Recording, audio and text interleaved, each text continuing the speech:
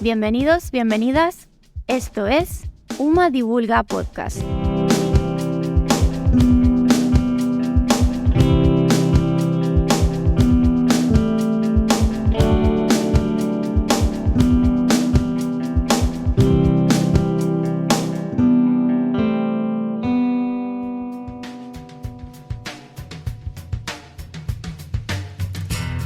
Bienvenidas, bienvenidos a Doctorando, que no es poco, un podcast de UMA Divulga.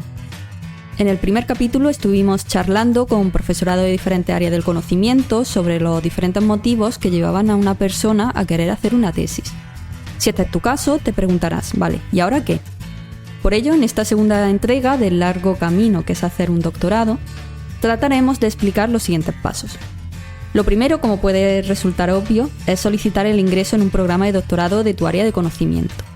Y para hablarnos de estos requisitos de acceso, de otros detalles iniciales a la hora de matricularse, están con nosotras la directora de la Escuela de Doctorado de la Universidad de Málaga, EDUMA por sus siglas y para cortar, que es Magdalena Martín Martínez, y la subdirectora de Formación y Calidad de EDUMA, Lourdes Rubio Valverde. Bienvenidas. Bien hallada. Muchas gracias. También contamos con alumnado que está a punto de finalizar su primer año de los estudios de doctorado y que nos ayudarán a plantearles las preguntas y dudas relacionadas con esta etapa. Están con nosotras Manuel Garrido, del programa de Ingeniería Mecatrónica de la UMA, y Noelia López, que realiza el programa de doctorado en Psicología en la misma universidad. Bienvenido y bienvenida. Buenas. Hola, gracias. Para comenzar, Magdalena y Lourdes, ¿cuáles son los requisitos para acceder a un programa de doctorado? Nos gustaría saber también si son iguales en todas las universidades españolas y si son los mismos también para estudiantes extranjeros que se plantean hacer, por ejemplo, de doctorado aquí en la Universidad de Málaga. Sobre los requisitos de acceso al programa de doctorado, comentaros que los requisitos son públicos, están previstos en el Real Decreto que regula los estudios de doctorado. Era un Real Decreto antiguo del año 2011, pero justamente en el año 23 ha sufrido una modificación, aunque estos requisitos de acceso no han cambiado sustancialmente. Como sabéis, el doctorado es el grado académico más elevado que se puede obtener. Entonces, para ello es necesario haber culminado un grado, tener también un máster y además se exige que entre el grado y el máster se hayan superado al menos 300 créditos ECTS. Y con eso ya y el cumplimiento de los requisitos que establezca cada programa, pues se puede solicitar, se puede aplicar para el ingreso. Son iguales en todas las universidades españolas, tanto públicas como privadas, porque estos son requisitos que establece la normativa vigente. Y luego son parecidos, aunque no idénticos, en el caso de que se trate de estudiantes extranjeros. Se habla de que cuando se trata de estudiantes que son ajenos al espacio europeo de educación superior, es decir, que están fuera de los países europeos, pues es necesario que tengan un título oficial equivalente a un máster universitario y sobre todo que ese máster le faculte en su país a acceder al doctorado. Si cumplen esos requisitos en su país, pues pueden aplicar también y hacer el doctorado en nuestra Universidad de Málaga, aunque esto no significa que se le vayan a homologar todos los estudios previos, es simplemente que se comprueba que cumple el requisito allí. Para acceder al estudio de doctorado también lo puede hacer aquí sin una homologación de los estudios. Vale, estos requisitos que nos ha comentado Magdalena, digamos que es para solicitar el acceso, ¿no? Es decir, una persona mira estos requisitos y vale, y dice, ok, me puedo matricular en el doctorado. Pero se aplican después unos criterios de admisión, imagino, dependiendo del área de conocimiento, ¿no? Al que pertenezca el programa que esta persona quiere. ¿O? Bueno, así es. Lo que acabo de explicar es el mínimo común a todos los programas. Pero dado que la demanda supera la oferta, cada programa puede disponer de algunos criterios específicos. Así lo contempla la normativa. Y en nuestra universidad se ha generalizado, porque se puede solicitar una carta aval de un investigador o una investigadora que accede a realizar la función de directora o de tutora antes de acceder a ese programa. También es bastante frecuente que se puedan solicitar complementos de formación específicos en el caso de que la persona tenga alguna laguna o algún tipo de carencia que el programa considere que debe cubrir antes de acceder al doctorado. Uh-huh. Y también comentaros que en las universidades se reservan un 5% de las plazas por ley para todos los estudiantes que tengan reconocido grado de discapacidad igual o superior al 33%. Uh-huh. Y se aplican también, imagino, a los estudiantes extranjeros, ¿no? Estos mismos... Si los requisitos se aplican, son idénticos en este sentido. Ujú. Una vez que demuestras que cumple, que tiene, como hemos dicho, un máster y que podría el estudiante extranjero realizar el doctorado en su país, Ujú. en la Universidad de Málaga ya entra con los criterios específicos del programa, son comunes tanto a los doctorandos españoles como a los estudiantes extranjeros. En esto no hay ninguna diferencia. Ujú. Y vale, una vez que la persona ha sido admitida en el programa de doctorado, ¿tiene que matricularse de manera anual cada año que vaya a hacer, digamos que vaya a completar el doctorado hasta la defensa, o solamente el año de la defensa de la tesis? Bueno, si queréis a esta pregunta respondo yo. Noelia y Manuel podrían también responder a esta pregunta porque ya forman parte de nuestro equipo. Pero sí, hay que matricularse cada año, es condición para ser estudiante de doctorado. La matrícula es anual y así pues obtiene ese grado de estudiante, y hay que indicar que en el caso de la Universidad de Málaga los precios los fija la Junta de Andalucía y es una tasa de 65 euros. Casi podríamos decir simbólica para el tipo de formación que van a cursar los estudiantes de doctorado, ¿no? Hay que hacerla todos los años durante el periodo de cursar los estudios de doctorado, incluido el año de lectura de la tesis. Y además pues, de obtener los privilegios de estudiante como seguro escolar o beneficios relacionados con transporte, acceso, instalaciones académicas, pues tú obtienes la condición de estudiante de doctorado de la Universidad de Málaga, lo cual te abre acceso a todas las instalaciones que puedas tener de la universidad, que puedas requerir para desarrollar tu tesis. Ujú. Así que sí, hay que matricularse cada año y estar muy pendientes de los años de permanencia. Ujú. Ahora voy a dar la palabra a Noelia y a Manuel, que van a seguir haciendo preguntas respecto a estos primeros pasos, ¿no? de matriculación en el doctorado. Sabemos que a la hora de matricularnos tenemos que elegir entre una dedicación a tiempo completo o a tiempo parcial. Más allá del tiempo de dedicación, ¿en qué se diferencian estos dos tipos de regímenes? Y en caso de que queramos cambiarlos porque encontremos un trabajo, por ejemplo, y estemos actualmente a tiempo completo, ¿podríamos cambiarlo? ¿Y cómo sería ese proceso? Bueno, pues los requisitos para acceder al programa de doctorado son los mismos, ¿no? Son los que explicaba Magdalena, y la condición es simplemente por el tiempo total en el que tu contador empieza a contar hasta que termina para defender la tesis. En el caso del tiempo completo, tu dedicación a tiempo completo, por lo tanto el tiempo total de tesis es menor. Mientras que a tiempo parcial, pues tu dedicación es parcial a los estudios de doctorado y entonces tu tiempo total para desarrollar la tesis es mayor. La condición de estudiante a tiempo parcial tiene una serie de requerimientos que el estudiante debe solicitar y justificar. Se aprobará por la comisión académica y por la escuela de doctorado su condición de matrícula a tiempo parcial. Se puede solicitar a lo largo del periodo de tesis, siempre que esté bien justificado por los requisitos que establece el reglamento, y se puede cambiar pues cuando lo solicite y cumpla ese tipo de requisitos. Por ejemplo, por cuestión de un contrato laboral, algún tipo de no baja, sino de dedicación a otra actividad que esté registrada pues como actividad laboral u otro tipo de estudio, siempre y cuando se cumplan esos requisitos. Genial. Mi primera pregunta iba encaminada pues a la figura del director o directora y tutora de tesis, ¿no? ¿Cuántos directores y tutores se pueden tener? ¿Y es requisito que ambas figuras pertenezcan a la misma universidad o se puede dar el caso en el que estén afiliados a universidades diferentes, incluso extranjeras? Gracias, Manuel, por la pregunta, porque suele suscitar también bastantes dudas. Se pueden tener, y así lo establece también la normativa. Yo, como os comentaba, todo esto está estipulado legalmente. No es que la Universidad de Málaga tenga un criterio específico, sino que en general se pueden tener hasta 3 directores como máximo. Este es el máximo que se prevé. ¿Y por qué puedes tener más de un director? Pues por diferentes razones. Cada vez más las tesis tienen una dimensión interdisciplinar o transdisciplinar, con lo cual es posible que necesites el auxilio de investigadores senior que correspondan a ramas distintas. Y bueno, también está previsto, obviamente, que pueda realizar la tesis en cotutela, es decir, en colaboración con una universidad extranjera, con lo cual es lógico que tengas un director allí en esa universidad extranjera y otro aquí. Y el tutor es uno, o sea que puedes tener 3 directores y un tutor. El tutor se dedica más bien a cuestiones de carácter administrativo, es el que hace el seguimiento de todos los requisitos que necesitas en el documento de actividades del doctorando, mientras que los directores pues son los que proyectan más la formación de investigación en la tesis. Genial. Me surge otra pregunta que va acerca del mismo tema, ¿no? Como comenta, la tesis puede llegar a ser un proyecto pues, interdisciplinar y que muchas veces en un inicio no está muy bien definido. Imagino que habrá muchos casos en los que a mitad de la realización pues uno se da cuenta de que requiere, ¿no?, de esa asistencia adicional.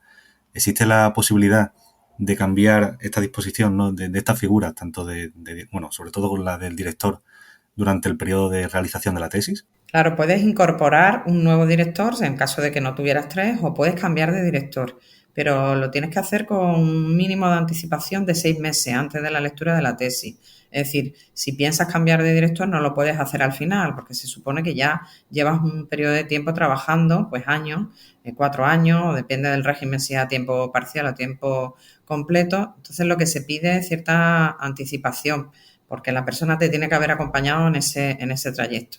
Pero sí es posible solicitar la incorporación de un nuevo director para que sea codirector o cambiarlo, pero con el límite de que los cambios deben realizarse como mínimo 6 meses antes del depósito de la tesis. Estupendo, muchas gracias por tu respuesta, Magdalena.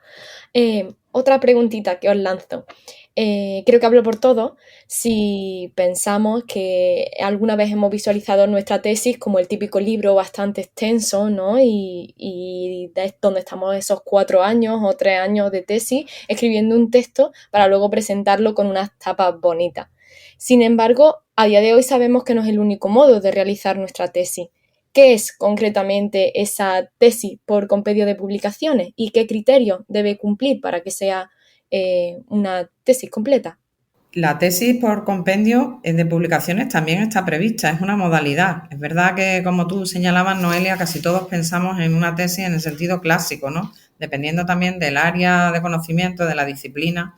Pues, por ejemplo, yo que vengo del área de ciencias jurídicas, las tesis por compendio prácticamente no se dan, pero se pueden realizar también, ¿no? Nosotros hacemos las tesis clásicas porque, como tú decías, de libros, 400 páginas más o menos, pero no existe solo esa posibilidad. Cabe hacer tesis por compendio, requiere un conjunto de trabajos, de publicaciones. Esa tesis tiene que agrupar al menos 3 publicaciones que se hayan editado en revistas de impacto y que los 3 artículos tengan una temática que esté relacionada entre sí, es decir, que conformen un todo con respecto a la tesis, al título de la tesis, y que estén publicados previamente por el doctorando o doctorandas y además hay que darle a esos 3 artículos, cuando vas a realizar el depósito, tienes que explicarlo, por qué has realizado esos 3 artículos, la relación que tienen entre sí, en una introducción. Y después también tiene que haber unas conclusiones. Es decir, que al fin y al cabo la tesis por compendio luego no se diferencia tanto de una tesis normal, porque como resumiendo, necesitas al menos 3 artículos de publicación previa, que sería el equivalente a 3 capítulos, y a la hora de depositarlo no lo puedes lanzar simplemente en forma de los 3 artículos, sino que tienes que explicar previamente por qué lo has realizado, por qué es la tesis por compendio y luego hacer unas conclusiones. La tesis debe estar también redactada en español y si no está redactada en español, lo mismo que sucede con la tesis clásica, pues tiene que tener al menos un resumen de 3.000 palabras en idioma español. De acuerdo. ¿Y esos 3 artículos que deben de estar, has señalado que deben de estar publicados ya en algún tipo de revista o pueden estar simplemente aceptados por algún medio? No, cuando tú quieres leer o proceder a un depósito de tesis por compendio, los artículos tienen que estar publicados. De acuerdo. Previamente. Su propio nombre lo indica, Noelia, tú compendias, resumes, incluyes en un solo documento, en forma de tesis, 3 artículos previamente publicados. De acuerdo, muchas gracias. Continuando la discusión sobre la tesis por compendio y referida pues a la futura solicitud de plazas, ¿tiene la misma validez que el modelo tradicional a la hora de solicitar plaza, pues por ejemplo, profesorado, becas, etcétera? Claro, vamos a ver, si esto es una tesis con una modalidad que está aceptada legalmente, lo único que cambia, como yo os indicaba, es que sea más habitual o menos habitual dependiendo del área de conocimiento. Pero la tesis por compendio tiene la misma validez, te reconoce el grado de doctor y con eso pues debe ser puntuada exactamente igual, pues si presentáis a cualquier concurso, a cualquier trabajo, a una plaza de profesor. Es decir, que en esto no tiene ninguna diferencia, porque, insisto, es una modalidad que está arreglada, está prevista también en el Real Decreto. Por lo tanto, nadie puede quitarle valor a una tesis por compendio que haya sido realizada cumpliendo con todos los requisitos que hemos explicado. Genial, perfecto. Última preguntilla que os hago. En el primer capítulo de este podcast se estuvo hablando acerca de la mención industrial y de la mención internacional. ¿En qué consisten cada una de estas menciones y cómo se pueden obtener? Bueno, como decía Magdalena, todas estas preguntas las pueden resolver los estudiantes de doctorado siguiendo el reglamento, que es la hoja de ruta para obtener el grado de doctor. Entonces ahí se estipula este tipo de menciones que comenta, la mención internacional y la mención industrial, que es de más reciente creación. Y se trata de una mención que se incluirá explícitamente en el título de doctor. Es decir, esto sí hace una diferencia en el título de doctor. Tú puedes ser doctor, pero además tener una mención en tu título de tesis, en tu título de doctor como mención internacional o mención industrial. ¿Cuáles son los requisitos? Pues los requisitos varían para una mención u otra. En el caso de la mención internacional, requiere que el estudiante durante su periodo de estudio de doctorado haya realizado como mínimo una estancia de 3 meses, no necesariamente continuado, en una institución extranjera.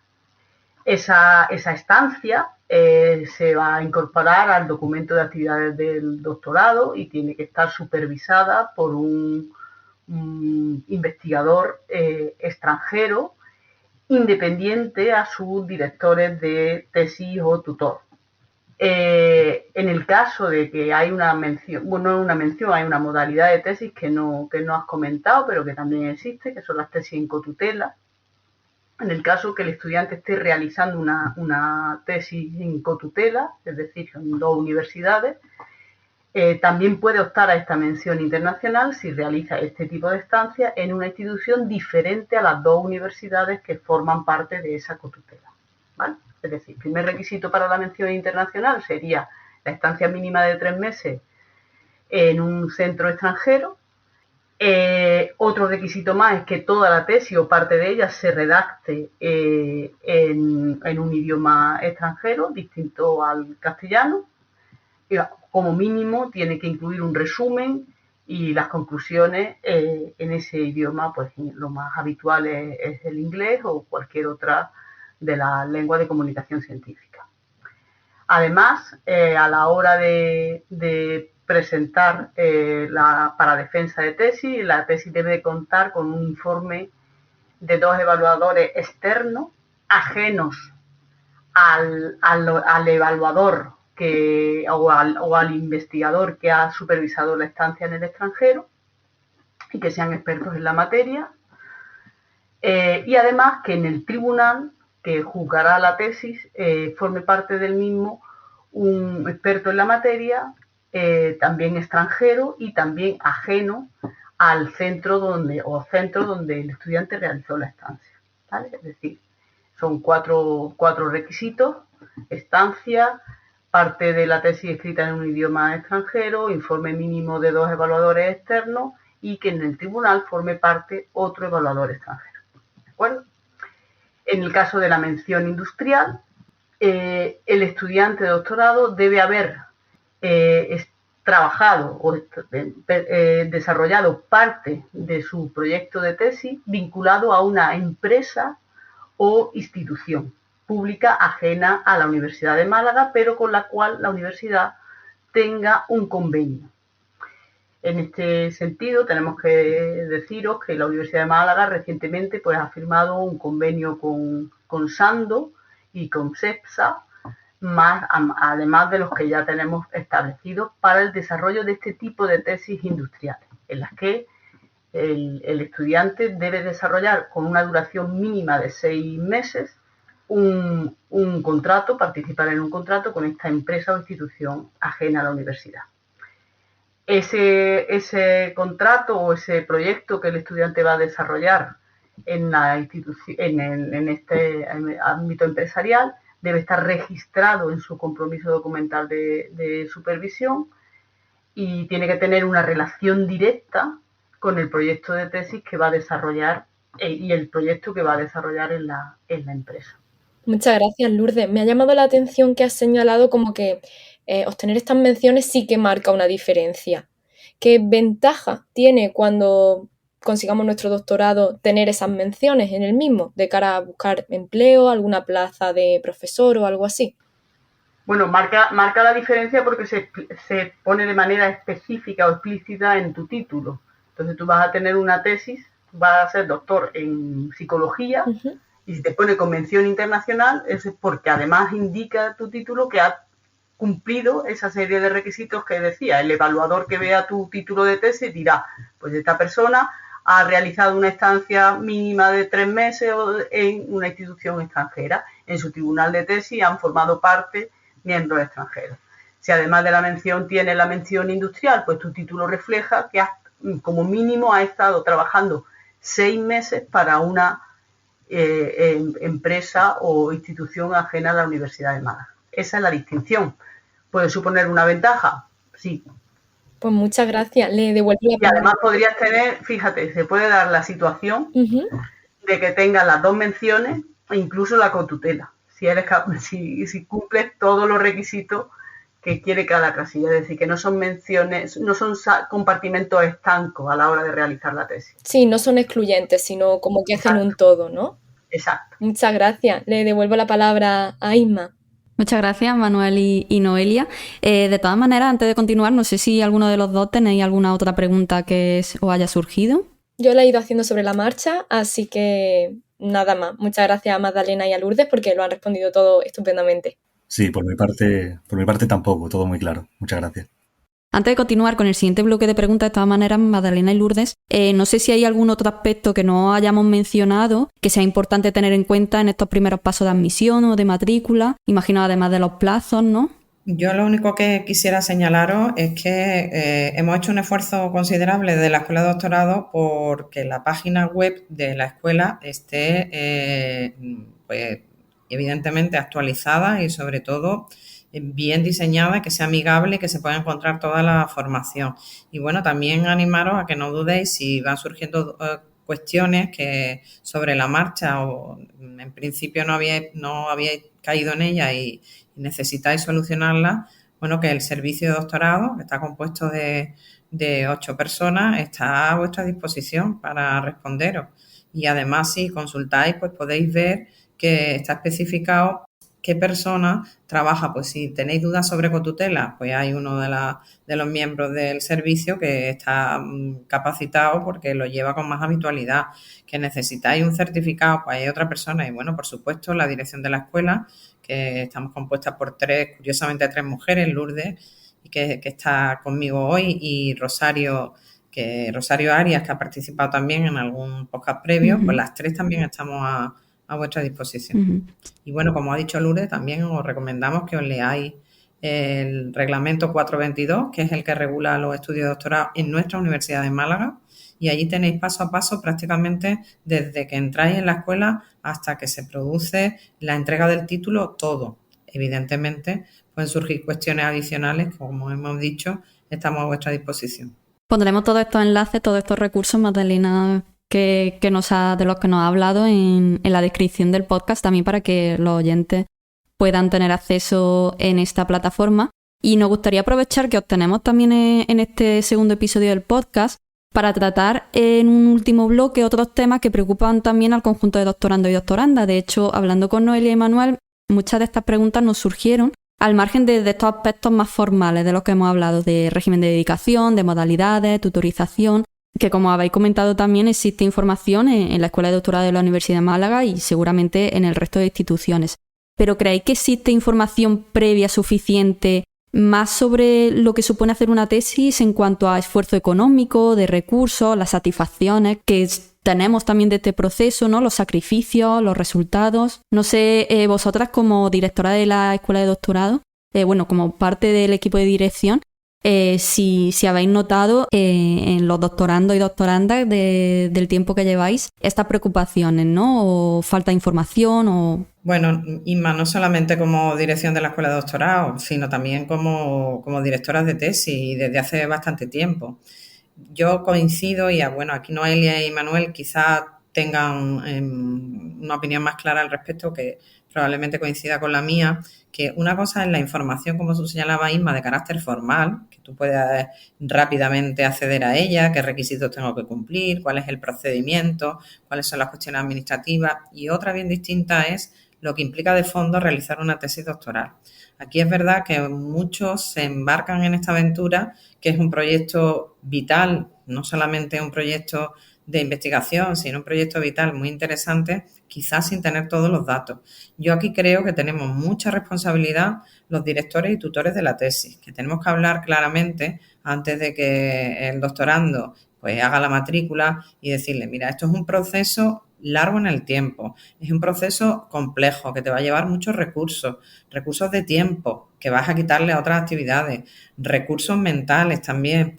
Bueno, recursos económicos afortunadamente menor porque, como ya ha explicado Lourdes, las tasas anuales son muy bajas, 65 euros, y luego además la Escuela de Doctorado tiene un conjunto de ayudas interesantes que creo que también sobre esto vais a explicar alguna cosa, que vienen a aliviar pues la carga que supone desde el punto de vista económico tener que hacer estancias fuera, consultar biblioteca, si tienes una tesis en cotutela, pasarte a lo mejor de esos 3 meses o 6 meses, dependiendo de la mención a la que optes. Es decir, que tanto el director como el tutor tienen que sentarse previamente y explicar todo lo que implica la tesis más allá del puro requisito formales, y saber que la persona tiene que tener muy claro que es un viaje complejo y, sobre todo, identificar muy bien el tema de tesis para que realmente le sea satisfactorio y no le suponga tampoco una carga extra, que esté bien identificado, que le llene y que esté dispuesto a hacer el sacrificio que la tesis comporta, que para nada es fácil. Invito también a Noelia y Manuel, si en esta pregunta que vamos a hacer os surgen alguna duda, plantearla sin problema. En el primer programa vimos también que, según los datos de Eurostat de 2022, España era el segundo país de la Unión Europea con mayor número de personas matriculadas en estudios de doctorado, solo superada por Alemania. En este sentido, ¿tiene sentido, valga la redundancia, esta burbuja de doctorandos o que existan tantos programas? No sé, ¿tienen todos cabida en el futuro? Bueno, quizá esa pregunta hay que ver un poco de dónde surge. ¿Por qué se incrementa el número de estudiantes de doctorado, por ejemplo, en España, y comparado con otros países de la Unión Europea? Ahí se puede considerar cuál es la situación de empleabilidad de nuestros estudiantes egresados de niveles inferiores de formación universitaria, como pueden ser la tasa de empleo que tienen los graduados o los estudiantes que terminan máster, que serían los que cumplen los requisitos para acceder al doctorado. De manera que si el mercado laboral no es capaz de asumir a un gran número de personas formadas en la universidad, a mí me parece que es bastante positivo que estos estudiantes decidan, con las premisas que apuntaba Magdalena en la pregunta anterior, seguir formándose en investigación y en la universidad hasta adquirir el grado de doctor, que es la formación o el título de más alto grado. Si nos comparamos con la Unión Europea, pues claro, ahí existe un ámbito laboral distinto, y principalmente con Alemania. El estar justo debajo de Alemania, pues yo no lo veo como negativo. Yo reformularía la pregunta diciendo, ¿tiene sentido un país que no disponga de un tejido empresarial capaz de incorporar a profesionales que se forman en la frontera del conocimiento? Porque en Alemania los datos de empleo de la cantidad de doctores que se incorporan al mercado laboral es mucho más elevado que lo que ocurre en España. Ujú. Respecto a su cabida en el futuro, pues habría que pensar cuál es el techo que tenemos en el futuro. Está claro que el grado de doctor se requiere para acceder a un puesto de profesor en universidad y para otros puestos o en el mercado laboral empresarial no es un requisito para ejercer una profesión, pero sí podría repercutir en la capacidad de I+D que tengan las empresas. Por lo tanto, si tenemos un país en el que los estudiantes se han formado en el más alto grado, yo creo que vamos a ser un país más competitivo. Ujú. Por eso, tiene sentido, este tipo de preguntas, ¿tiene sentido una burbuja? ¿Es bueno, es malo? Pues depende del futuro de país por el que queramos apostar. En este sentido, tengo que decir que en la inauguración del curso, que no sé si la siguieron los oyentes, o Noelia o Manuel, se reflejaron las tasas de empleabilidad de los egresados de los programas de doctorado del curso pasado, donde se defendieron 206 tesis, si no me ha bailado el número. Pues las tasas de empleo de estos egresados son del 95%. Yo creo que es un valor importante. Ujú. El que el tejido empresarial incorpore a doctores, creo que es bueno para el país. Yo quiero apuntar también, por resumir muy brevemente lo que ha dicho Lourdes, cuanto mejor esté formado una persona, eso es un plus para ella misma y, por supuesto, para la empresa o para la administración pública en la que trabaja. Evidentemente, eso no significa que tener un doctorado sea una varita mágica que te abra las puertas del mercado laboral. No es así, pero estamos en un mundo muy competitivo y, evidentemente, el doctorado significa un plus. Y cada vez más demandado por las empresas y, bueno, que es absolutamente necesario también para acceder a la universidad. Con lo cual, yo no creo que la burbuja en sí misma, como vosotros lo planteáis, sea negativo. Otra cosa es entender que obtener el título de doctor es la panacea y que va a arreglar tu vida. Son cosas diferentes. Ujú. ¿Y afecta de alguna manera este alto número de doctorandos, de personas matriculadas, en la calidad de los trabajos de investigación o no tiene nada que ver? Y no sé, si pierde valor el título cuando hay tantas personas que hacen la tesis, ¿pierde algún tipo de calidad? ¿No tiene por qué? Claro que afecta a la calidad de la universidad. Hay que tener en cuenta que una tesis doctoral es un trabajo original de investigación elaborado por un estudiante de doctorado en el marco de un programa de doctorado y que requiere pues una serie de publicaciones científicas de carácter internacional. Es decir, cuantas más tesis haya, más trabajo va a publicar, más trabajo de investigación va a publicar una universidad. Por lo tanto, ¿repercute en la calidad de la universidad? Sí, produciendo trabajo de investigación. Pero no resta, digamos, ¿no? No, Al todo lo contrario. Uh-huh. Todo lo contrario. Si uno mira el ranking de universidades del mundo, las universidades del mundo se organizan por su capacidad de aportar conocimiento, que es la máxima de la universidad. Por tanto, cuanto más conocimiento aportemos, mejor será la universidad. Claro. Y no solo es elevado el número de doctorados y doctoradas, sino que también, según un reportaje publicado en febrero de este año, de 2023, en el periódico El Español, España es, y abro comillas, una inagotable fábrica de tesis doctorales cum laude, porque más del 80% de los doctorandos logra este distintivo. ¿Tan fácil es doctorarse en este sistema o es que se concede de manera indiscriminada esta mención?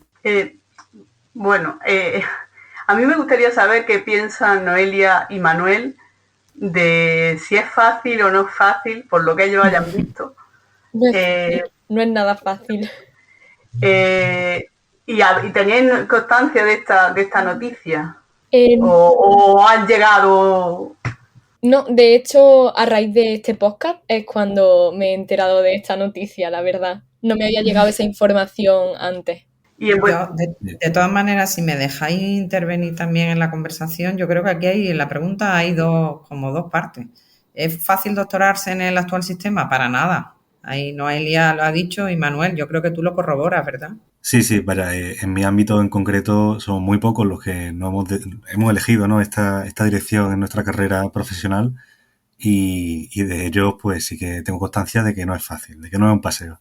Que hace Otra cosa falta... distinta es que Sí, el hecho de que más del 80% logra el cum laude. Y yo aquí sí creo que hay que hacer una autocrítica también, porque los primeros que tenemos que ser conscientes de que no todas las tesis merecen el cum laude somos los directores de tesis y los tutores. Y saber distinguir muy bien que, bueno, pues haber tesis dignas que pueden obtener, en la tesis se puede obtener el cum laude o sobresaliente o notable o aprobado, igual que en cualquier otra asignatura que hayas cursado a lo largo de tu carrera académica previa. Entonces, no todas las tesis tienen por qué optar al cum laude. Y aquí hay que ser críticos. Los directores, porque a veces pensamos que si no se obtiene las personas que dirigimos al cum laude, pues nos están evaluando negativamente a nosotros. Y luego también los miembros del tribunal de tesis tienen que ser muy rigurosos y saber muy bien si se alcanza esa excelencia que implica el cum laude o no. Y perdón, Lourdes, te había No, cortado. sí, sí, estoy totalmente de acuerdo contigo. Y además me gustaría añadir que la mención cum laude no es como las menciones internacionales o industriales que hemos dicho antes. No, la mención cum laude es una adenda a la calificación que se otorga por votación secreta de los miembros del tribunal, es decir, es una evaluación que se hace al doctorando, no se ha evaluado ni al director, ni al tutor, ni al programa, ni a la universidad. Es una calificación que se añade en el proceso de defensa a la calificación que ha obtenido la tesis. Es decir, que no implica modificación del título, simplemente se añade calificación sobresaliente cum laude, y tampoco implica que haya sido fácil doctorarse. Y el hecho de que haya, según el artículo, que por cierto escribe Marcos Domínguez, que según indica en el español, que es licenciado por la Universidad Complutense y tiene un máster en comunicación, pero en ningún apartado explica que haya cursado o que esté cursando un programa de doctorado, es decir, que como en la mayoría de los comentarios a los que yo les preguntaba antes a Noelia o a Manuel, se trata de unir comentarios, rumores que se dicen, que se comentan, pero que muchas veces no están fundamentados. Es cierto que dudar del criterio académico de la universidad está bien, pero hay que hacerlo con fundamento. Quería hacer una pregunta acerca de las calificaciones, ¿no? que recibe al final una tesis doctoral. ¿Qué implicación tiene sacar un aprobado o sacar un sobresaliente? No, entre el aprobado y el sobresaliente no hay más distinción. Sí hay distinción en el cum laude, porque para acceder al premio extraordinario de doctorado las tesis necesitan haber sido calificadas con un cum laude. Quizá eso está en el origen también de este deseo insaciable de que todas las tesis tengan el cum laude, porque evidentemente si te vas a dedicar a la carrera universitaria, pues tener el premio extraordinario supone un plus. Claro, de acuerdo. ¿Qué otros beneficios tiene ese premio que comentas, Magdalena? Aparte de la distinción en sí misma. El premio extraordinario de doctorado, bueno, pues que implica que es la excelencia dentro de la excelencia, es decir, ya llegar a leer la tesis anualmente en tu programa supone un mérito y de todas las tesis que se hayan leído ese año, pues se selecciona uno por un tribunal también imparcial y suele darte puntuación a la hora de acceder a plazas de profesorado, por ejemplo. Eso es muy interesante, que al final yo creo que es algo que nos preocupa a todos de que nos va a dar puntos después cuando terminemos para conseguir alguna plaza en alguna parte. De ahí digo, insisto, pues la necesidad casi imperiosa que crea una sensación de frustración si no te dan ese cum laude, ¿no? Totalmente. Aunque bueno, también la noticia esta podemos verla desde el otro lado. Si el 80% de las tesis tienen cum laude, a lo mejor es porque los doctorandos de España tenemos tesis de mucha calidad. Eso Sí, también es positivo. Evidentemente las tesis cada vez son mejores porque además son más completas también y la formación que tienen los que llegan al doctorado en general yo creo, y Lourdes seguramente lo compartirá, es también muy buena. Pero quizá 80% sea demasiado también, ¿no? Si queremos dotarle del sentido que sea, como decimos, la excelencia dentro de la excelencia. Insisto, pero aquí hay una labor previa del director y del tutor y del propio tribunal. Yo no todos mis doctorandos han obtenido el cum laude y no por ello considero que sea peor directora. Por supuesto. Sí, ni sí. los estudiantes peores estudiantes. Ni los estudiantes peores estudiantes. No sé si tienes alguna pregunta más, No, Manuel. mira, por ahora todo bien. Yo, antes de también que pasemos a otros temas, si lo consideráis, lo que sí quisiera recordar aquí a vosotros dos en especial, porque sois los representantes de todo ese conjunto de estudiantes de doctorado tan potente que tenemos en la Universidad de Málaga, es que desde la dirección de la escuela sí venimos detectando en estos años que llevamos trabajando que a vosotros os falta sensación de pertenencia a la escuela de doctorado. Porque habéis estado 4 años normalmente de media, que es lo que tiene el grado, habéis hecho un máster y os sentís muy identificados con vuestro centro. Vais a pasar también, como mínimo, la media de unos 4 años en la escuela de doctorado, quizá un poco más, 4 años y medio, y sin embargo no sentís ningún tipo de anclaje. Estamos tratando de remediar esto, de que os sentáis que la escuela de doctorado está con vosotros y que os acompaña. Yo hay dos frases que seguramente me habréis oído repetir mucho, pero que creo que son importantes, que es una, que nunca vais a caminar solos, you'll never walk alone, porque la escuela está ahí detrás, aunque no la sintáis, cada vez queremos estar más presentes. Lo hacemos con jornadas de bienvenida, llevamos 2 años desde la escuela haciendo jornadas de bienvenida, que se suma a la jornada de bienvenida que realizan los diferentes programas, que no son excluyentes, son complementarias. Estamos haciendo acciones de formación transversal para intentar que a lo largo del desarrollo de la tesis pues tengáis formación, por ejemplo, en investigación en género, en inteligencia artificial. Este año hemos puesto en marcha un interesante programa de mentorazgo. Es decir, que los más jóvenes, los que vosotros creo que sois de primer curso, pues podáis identificar o tener conexión con un estudiante de doctorado que esté ya al final casi para depositar la tesis y que os pueda ir echando una mano. Nada mejor que entre vosotros mismos que sirva de ayuda. Y luego, evidentemente, también tenemos una serie de acciones pues que os facilitan desde temas económicos, cuando se va a realizar el depósito de la tesis, pues se reembolsan los gastos que hayáis tenido. Intentamos también facilitaros la publicación y premiaros cuando se trata de trabajos de investigación muy, muy considerados. Es decir, que nuestra idea es que os sintáis de alguna manera vinculados. Hacemos una entrega también de premios a través de un concurso que hemos desarrollado, el Thesis Talk, seguramente lo conoceréis. Ahora si queréis, Lourdes os cuenta un poco más, ¿no? Lee tu tesis en 3 minutos para tratar de, primero, que os conozcáis entre vosotros, todos los estudiantes doctorados, y luego que vuestra investigación se dé a conocer también por la transferencia que realizáis a la sociedad. Es decir, que queremos estar presentes o que nos sintáis presentes en vuestra vida, ¿no? Que presentes estamos, porque estáis cursando el doctorado, pero que os sintáis acompañados. Lo que comenta es muy cierto.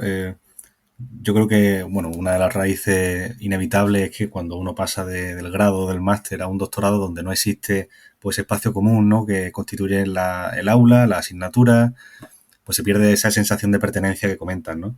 Tal vez, pues cuando uno empieza a investigar, pues se centra mucho pues con sus directores de tesis, en su grupo de investigación y no sale de ahí. Pero sí que es cierto que yo estoy notando cada vez un incremento en el número de actividades transversales, como las que has comentado, que realmente tienen un impacto positivo y que te devuelven a ese espacio común que es la universidad, al fin y al cabo. Totalmente, yo estoy de acuerdo con Manuel. Además, como persona doctoranda que está participando en el programa de mentorazgo, de decir que la verdad que nos ayuda muchísimo, porque el hecho de contar con personas que van como uno o varios pasitos por delante de nosotros y pueden guiarnos en todas esas dudas que nos van surgiendo, que son muchas, hasta cositas tontas que no pensábamos que iban a ser una duda, de repente lo son. Y que contemos con esas personas, la verdad que ayuda muchísimo. Además de lo que ha comentado Manuel, de todas las actividades transversales, que cada vez son más y nos ayudan muchísimo. Así que, gracias de nuestra parte. No, gracias a vosotros. Lo que intentamos es superarnos y cada año hacer algún tipo, mantener las actividades que hemos visto que han funcionado bien, como esta, de mentorazgo y todas las acciones de formación transversal y, bueno, estamos abiertos también a sugerencias y a poder seguir progresando, ¿no? Desde luego, trabajo no nos falta, ganas tampoco, y a vosotros igual, o sea que... Sí, efectivamente. Me gustaría retomar una última pregunta de este bloque y es otro aspecto que se resalta y que preocupa también mucho al alumnado y es la precarización del doctorado, tanto incluso para personas que tienen becas como para las que no.